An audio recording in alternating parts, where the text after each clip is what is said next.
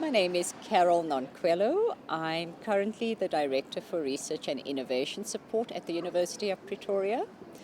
I'm from East London in the Eastern Cape, and my background is that I started out my academic career in the sciences, did a Bachelor of Science degree in microbiology and immunology. My interest was really the Ebola virus that really got me into science.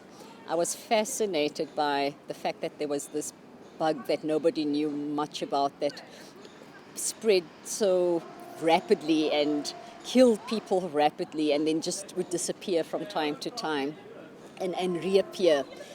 So that's what really got me into science. And when I completed my Bachelor of Science degree at Rhodes University in Grahamstown, I then was fortunate to get a scholarship to go and study in the US and do a master's degree. I was at Long Island University, but the Brooklyn campus in New York City. Spent 2 years there doing a master's in science, focusing on medical microbiology. And then, of course, once you move into postgraduate studies, busy with a master's, and decided, well, I might as well do a PhD. And then I went on to Temple University in Philadelphia, where I did my PhD in microbiology and immunology. And I've had fantastic postgraduate experiences, and I think I'd want for every postgraduate student to have the type of experience and support that I had, from funding to fantastic supervisors and mentors, as well as fellow students, and we still keep in touch. The National Research Foundation has always had, as part of its strategy, the PhD as a driver to support its core business, which is research. And so it wasn't new, the focus on PhDs. But what happened in 2006 with the new CEO appointed at the time, that was Professor Mzamo Mangaliso, he was part of a program like the PhD project in the USA and saw that it was actually a very, very successful project and program. It had been running for about 14 years, and the focus was on trying to raise awareness about doctoral studies as a possibility, provide people with as much information as possible so that they could make more informed choices as they enter doctoral studies, and then also assist them with trying to consider academia, rather than the corporate sector and other sectors. And it was a program that was focused on transformation, because they wanted to change the front of the classroom, to change, people in the classroom, so that the employers would have a more diverse pool to draw on from. And the success of the PhD project in the USA was pretty much a model that we used. But of course, in South Africa, we're unique.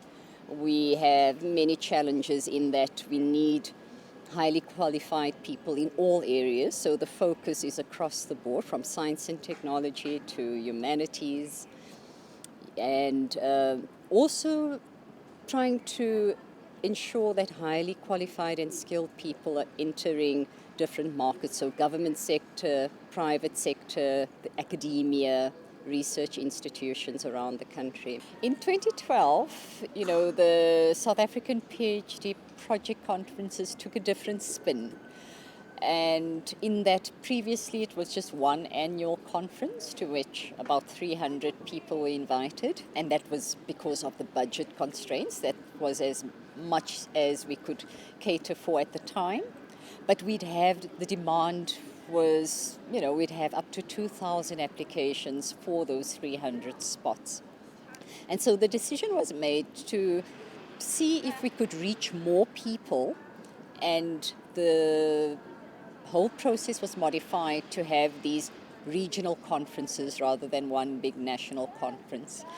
And so for 2012, it took place in Durban, Cape Town, and Johannesburg.